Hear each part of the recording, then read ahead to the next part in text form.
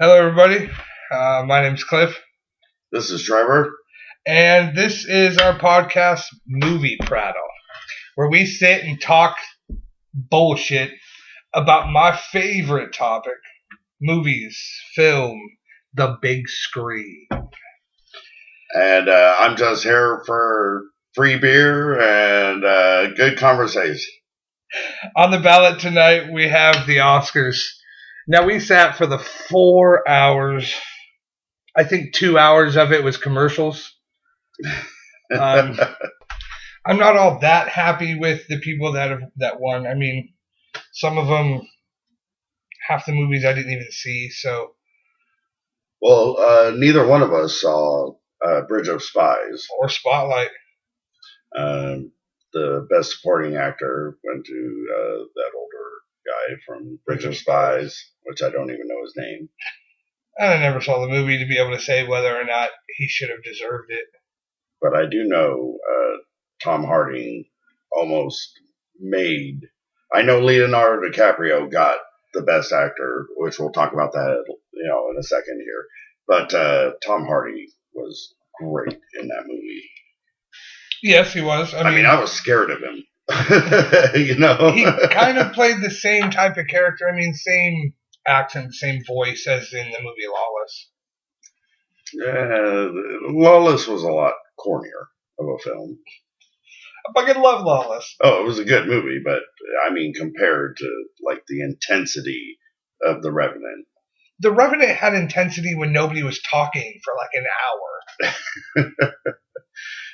Yeah, I forgot. It's a boring film to you. It seemed boring to me. I mean, maybe it was because I was tired when we watched it, but yeah, there was like a good half hour where there wasn't even a word spoken.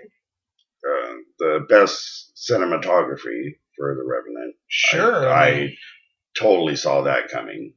That was unique. I've seen the 360 point of view done before in films, but not in almost like a constant cycle like that. And the way they did it was amazing. I can't say anything else about it. I've never seen anything done like that before. I mean, don't get me wrong. It was a great movie. It definitely deserved Best Director, and Leonardo DiCaprio finally got Best Actor. But it just dragged on in the middle, and him walking and sleeping and walking and fighting things and walking. It was almost like a really quiet Lord of the Rings.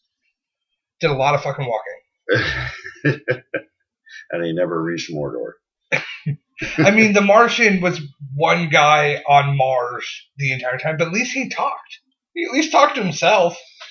Well, and we both know that, you can do a movie like that as long as it's done well. Man from Earth, playing, for you those that never seen The Man from Earth, go see it. Or, well, not go see it. Watch it in your living room. Netflix, Hulu. I don't know where. I don't think it's on Netflix anymore. It's still on Hulu Plus. Good movie though, folks. Man from Earth. Watch it. So, other than the Oscars, what other movies did you watch this week? Well, we both watched a new movie just today. Dope. I wanted to talk about. Yeah, Dope. Dope was a good movie. Dope was dope. I want to live that kid's life. It seemed like a fun way to live. I don't know how else to explain it. Sure, living like a 90s geek would be fun. Getting a gun in your face, forced to sell drugs. That doesn't seem like fun to me. Hey, he came out in the end. Sure, because it was scripted that way. How often is that shit going to work in real life? That movie just, it was an awesome movie. Yes, Made me feel good. So the only other movie I can think of talking about right now is Deadpool. Deadpool. I really want to watch it again. Everybody's talking about Deadpool. It's because it was phenomenal. I mean, what other comic book movie can you see basically everything in it? They need a little more. They should have added a couple of scenes that were actually done in like Japanese anime, something like that. Totally break that fourth wall. I mean, he talked to the audience through the whole movie. Yeah.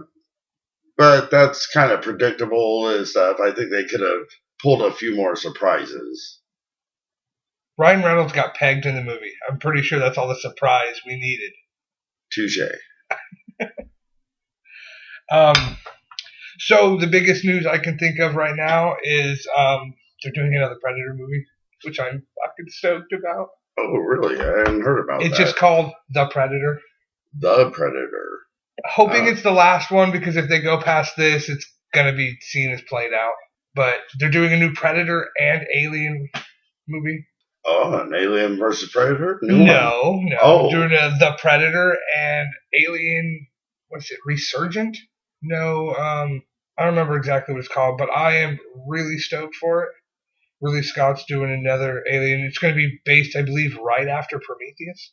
Oh, that would be interesting. They kind of left that, wide open. They just, for people who didn't know, they don't realize till right at the end of the film, oh my God, this is Ridley Scott's Alien. Yeah, well, as soon as I saw it was made by Ridley Scott about space, I knew it had to have something to do with aliens. I didn't put it together. I have to be honest about it. I didn't put it together, and I was pleasantly surprised. I believe in the preview they showed that there was a guy that was AI and a bunch of astronauts going into space looking for a new race. That, made by Ridley Scott, says Alien. I saw it from the first preview I saw. It's a new Alien movie. Now, of course, after watching more and more previews, it didn't look like one, and I'm really glad they showed it at the end of the movie. But I knew from the get-go it was a new Alien movie. I'm just glad it's more of a, what I call it, more of a origins. Oh, I loved it. Don't get me wrong. I thought it was amazing the way they did that. I never thought I would get to see like where it all started and what the direction they took it. That was just blew my mind. Yeah, straight out of Compton. What'd you think? Oh, loved it. O'Shea Jackson playing his dad. That was an incredible performance. He looked just like his dad. Oh yeah, he did. Especially towards the end when he started playing the slightly older Q. Then he started really looking like his dad. Once he got rid of the Jerry curls. The Jerry curls were great. But the guy who played Eazy-E, that was one thing I wanted to talk about that movie was I was surprised with the rest of them all being alive. I mean, they showed another side of them. They collaborated in the making of this film.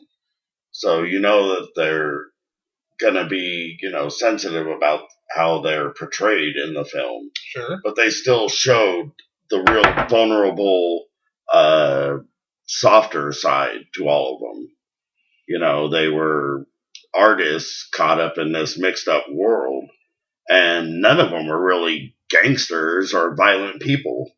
And, as they got sucked into that, they became these people. I don't know. Eazy-E seemed pretty violent at the very beginning. Oh, no. Besides Eazy-E, he was gangster. He was probably came out of the womb, with a 40 ounce and a Glock. That, I don't know. I can't really. I was born in the year that NWA was born, so. Yeah, that's my generation. I didn't relate to the movie until Dre went on his own, made The Chronic. So, other movies that we have watched recently.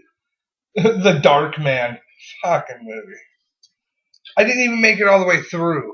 The movie sucked. I wouldn't have even attempted it. I don't know. It had Liam Neeson in it. It was a 1990s film. I expected it to be a lot better. And it had some phenomenal acting in it. And I'm being sarcastic because there was one specific scene where he watches his assistant, I guess, get shot. And his crying was like, yeah, somebody begged him to pull off that scene, and no matter how hard he tried, he couldn't. And the actor said, "Screw it, just do the best you can. We're not taking any more takes. You don't even have to shed a tear. We'll put some water on your face. Scream as loud as you can." it was awesome. I mean, that's the best way to describe it. It's not a funny scene, but I ended up laughing, sitting there watching it all by myself, fucking fat guy belly laughing, watching a sad scene. Yeah, the only thing I have to say about Darkman is fucking Liam Neeson. He didn't die. He didn't die. I mean, they tried to kill him, but only one person that I can remember has actually killed Liam Neeson. That was Darth Maul. Yeah. And you've seen the rest of his movies. He's pretty fucking hard to kill. I honestly don't think Liam Neeson's that great of an actor. He plays one specific role very well, but other than that, I don't see his acting as superb or elite. Upcoming DVDs. Upcoming DVDs? World Creed's of Warcraft. coming. Well, that's not upcoming DVD. That's going straight into theaters. Oh, I thought it's already been released. No, as far as I remember, it's actually going to be in theaters. I don't know. I've never been a real big Warcraft person. I mean, I got into the game for a little while. Too cartoony for me. Yeah, it was for me too. That's why I started playing Star Wars Galaxies. But that's a whole nother show. One movie I haven't seen yet that I really want to see is Gods of Egypt. But, I mean, it's gotten such bad publicity because they're calling it, quote-unquote, whitewashed. Don't really care. I just want to see the damn movie. It's about Egyptian gods. I've been waiting for that shit since I was 10. When it comes to films, I'm not into this whole... everything is about racism now. I mean, come on, the Oscars. That was almost ridiculous. You know, but to be honest, the whole thing about the Oscars, and I hate to say it, but it kind of made it funny. Oh, yeah, they made a lot of jokes out of it. And they did it with, I don't know, a good sense of humor about it, too. I mean, Chris Rock kind of tore up the Academy. Yeah, yeah. And a lot of the videos they showed, especially the one about the Revenant, that was pretty good. Yeah, For you guys that didn't watch the Oscars, they had some good scenes using movies about how basically showing that there were no black people nominated in the Oscars, but I mean the Academy seemed a good sport about the whole thing, and they didn't cut anybody off. There was nobody's mic shut off for it, and Morgan Tracy Morgan as the Danish girl. Oh, that was great.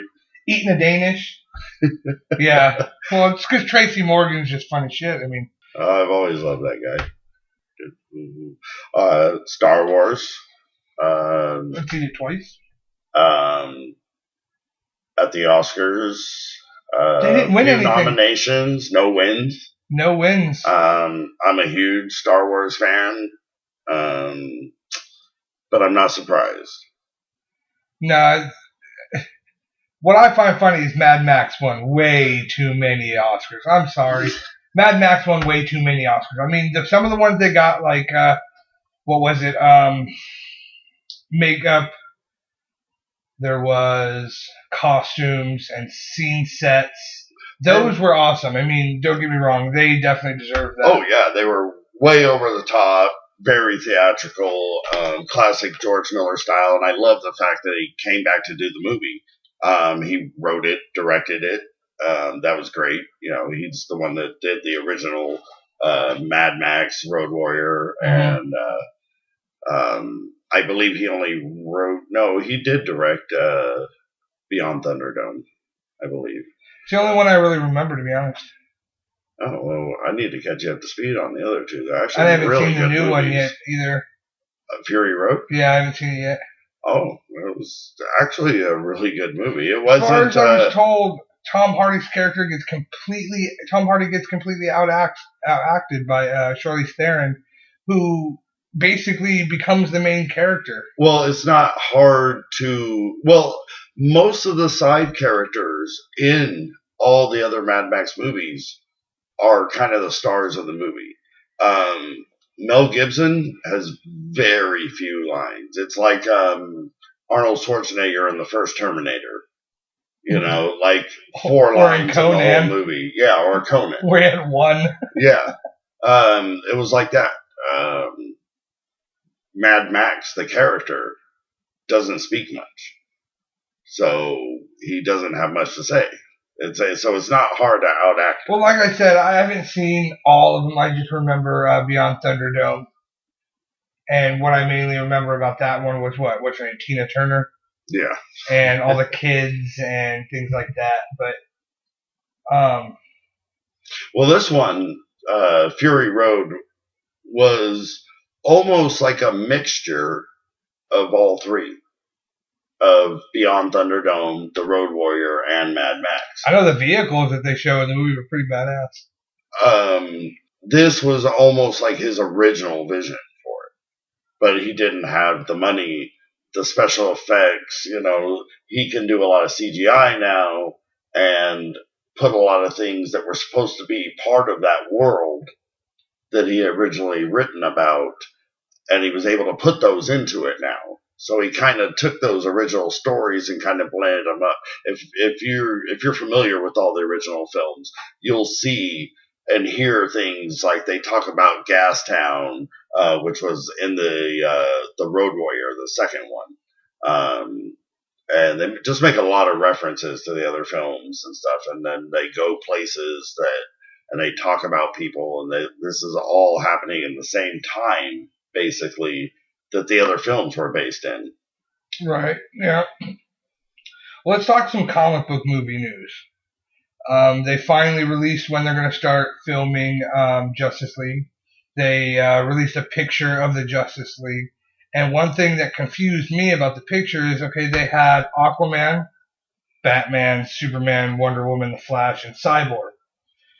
There's one character missing out of all that I remember being part of the Justice League, and that was Green Lantern. He's not in the picture at all. Was he not one of the original Justice League? I could swear as a kid watching Justice League on TV. I mean, I didn't really ever read the comic book for the Justice League. I was more of a Marvel kid than DC. But I could swear that Green Lantern was part of the damn Justice League.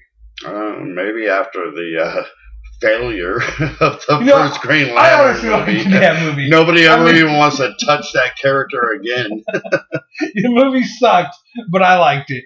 I've seen it multiple times. I'll turn it on at any time. It was a horrible movie, but it had Ryan Reynolds, and he did a decent job. I mean, speaking of which, in the beginning of Deadpool, during the credits and the slow motion scene of Carnage, them floating by the picture of Ryan Reynolds as a Green Lantern, a DC character, right, showing up in a Marvel movie. Yeah, well, that was great. Everything showed up in Deadpool. I mean, that was just a great movie. But I don't understand why they wouldn't put Green Lantern in the Justice League. To me, that would kind of he was one of my favorite characters in the Justice League.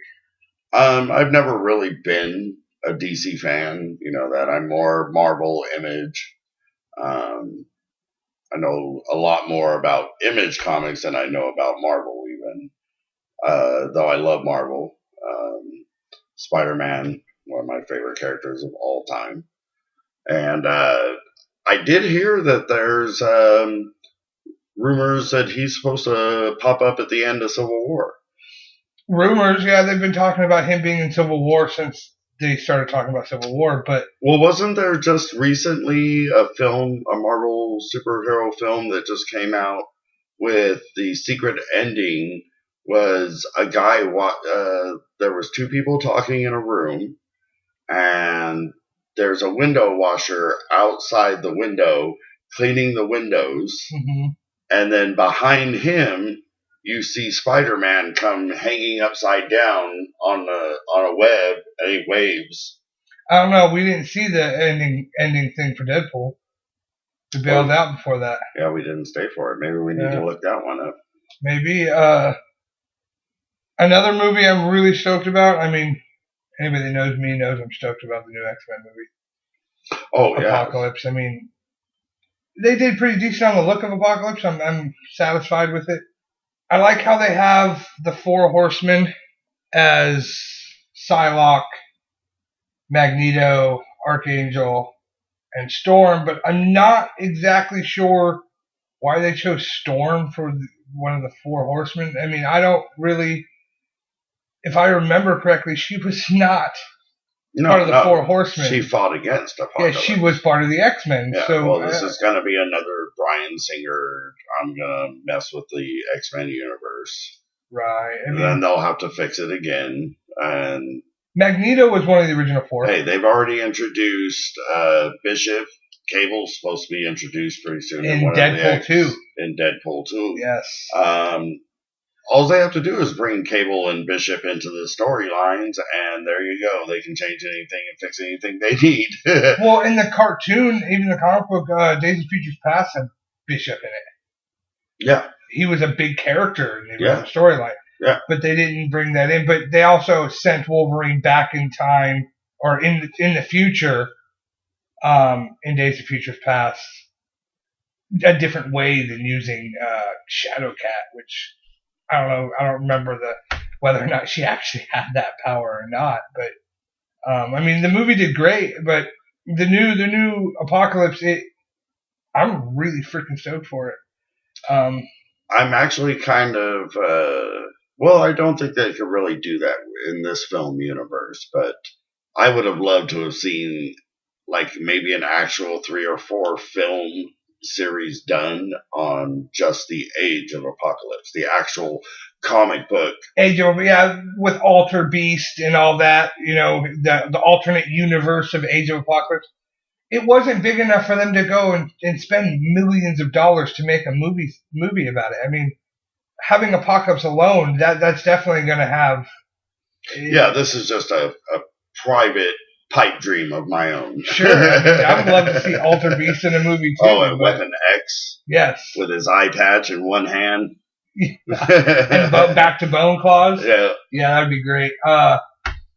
I would love to see, but at the same time, I would love to see what's his name, the combination of Onslaught, Magneto and Professor X that merging together.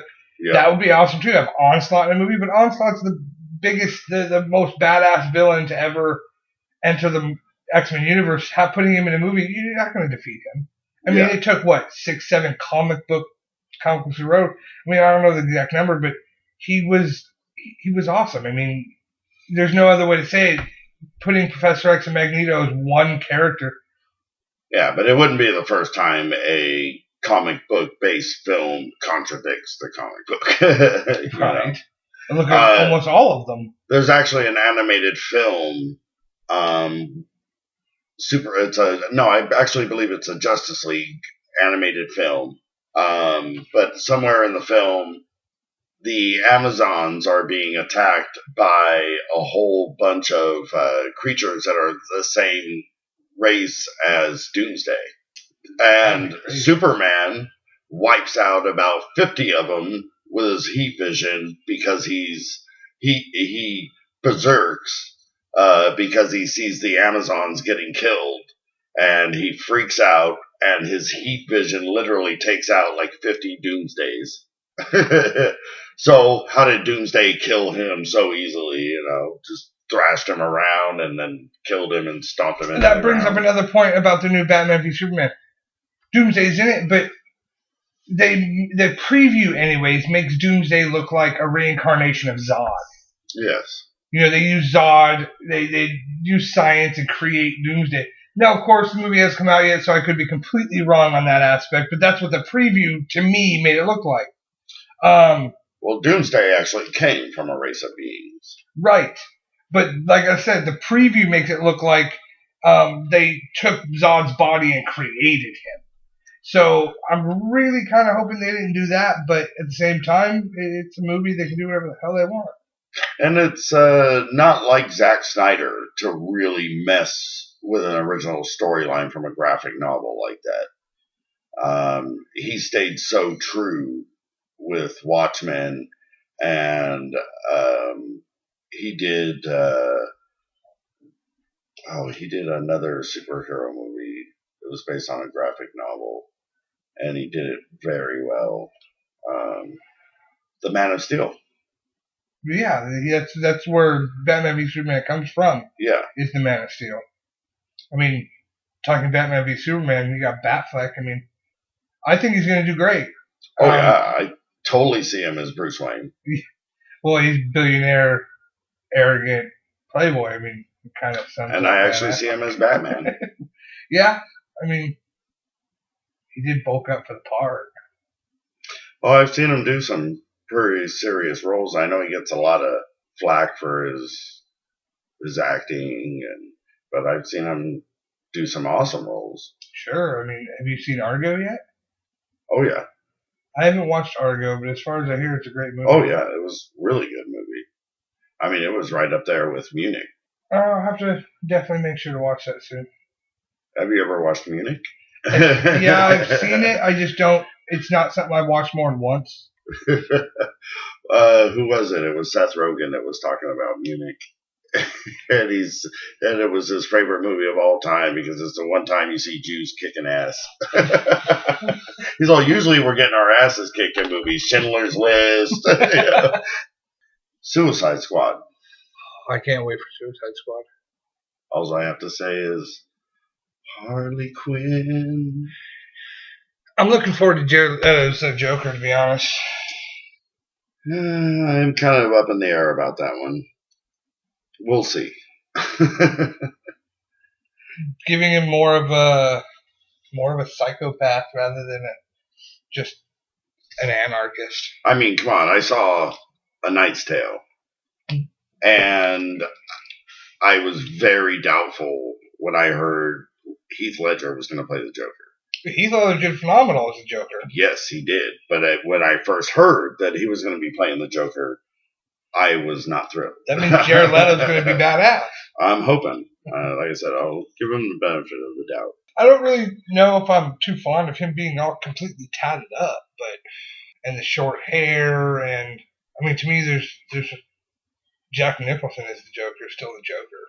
And I wonder why I've never heard about this yet either. There is actually scheduled an yet untitled Batman reboot with Batfleck. Why? I don't understand why to make another Batman reboot. The Dark Knight trilogy did great. I'm just waiting for the next Spider-Man reboot. Again. The Amazing Spider-Man was awesome. Yeah. I think they should continue that storyline and just start introducing some more villains. But they have a whole new Batman, and he's like a whole new Spider-Man. He's like 14 years old. When did this happen? I don't know. He looks 14. For they're Amazing Spider-Man? Yeah, they're completely rebooting it with a whole new actor again. Oh, they are? Yes. Wow. Yeah, disappointed. Yeah, untitled Spider-Man reboot. Scheduled for 2017. And so far I see casting as Marissa Tomei. She's going to be Aunt May. Who is she going to play? Yeah, I was right. Marissa Tomei is Aunt May. Yeah, I like the Amazing Spider-Man. I'm not exactly looking forward to another reboot of Spider-Man when they could put the money into doing something else. Like, I don't know, bringing Carnage into it. I would love to see Carnage in any movie. It could be his own solo movie for all I care. Yeah, they're going to have to do Carnage sooner or later. We'll see. I mean, it's got to be a rated R movie for Carnage to be in it. Yeah, they can still get away with doing it PG-13, just it wouldn't not be actually Carnage. Showing his violence, just hinting at it. Carnage was a psychopathic serial killer that gets the ambient suit. How can you do that in PG-13? Well, maybe Deadpool will lead the way to a rated R Spider-Man movie. Spider-Man's too kidsy. No way they'll ever do a rated R Spider-Man movie. I mean, they're talking about the new Wolverine being rated R because they're talking about doing an Old Man Logan, which was very violent. Well, I was a big reader of the actual Spider-Man comic books, and later on in the 90s, I mean, the comic book got a lot more graphic than it used to be, and his problems became a lot more adult. Really, but that doesn't really matter. All the Spider-Man movies are aimed towards kids. They're not going to make a Spider-Man, which every kid, every little boy sometime in his life wants to be Spider-Man for Halloween. They're not going to make that rated R. And what, tell parents don't take your kids to go see a Spider-Man movie? Never going to happen. Never going to happen. Well, yeah, I mean, that was clearly evident by all the kids we saw at Deadpool. Yeah. I mean, the only way they can pull off Carnage the right way is to introduce him at like the end of the movie where the ambulance suit goes to him and then you don't really see him, and it's kind of a lead up to a Carnage solo movie. But how well would a Carnage solo movie do? He wasn't a huge character in the known Spider-Man universe. I mean, Venom, you got Venom, Sandman, Green Goblin, Hobgoblin. I mean, most Spider-Man fans are kids nowadays, just like it was when I was a kid. So, everybody, I mean, that's the first episode. I know it's not all that long, and you can hate it, love it. It doesn't really bother me. But to me, movies are everything. Doing this was just something that I've always wanted to do, and to be able to post it for other people to hear, make fun of, laugh at, talk shit about. I love that kind of feedback. So, like it, love it. This is Movie Prattle, and I think our first episode fit the title very well. Yeah, that was a lot of prattling. Yeah, and I loved it. I mean, my name's Cliff. This is Trevor. That's the first episode of Movie Prattle. And remember, movies to me is like a drug. It's an escape from reality. Y'all have a good one.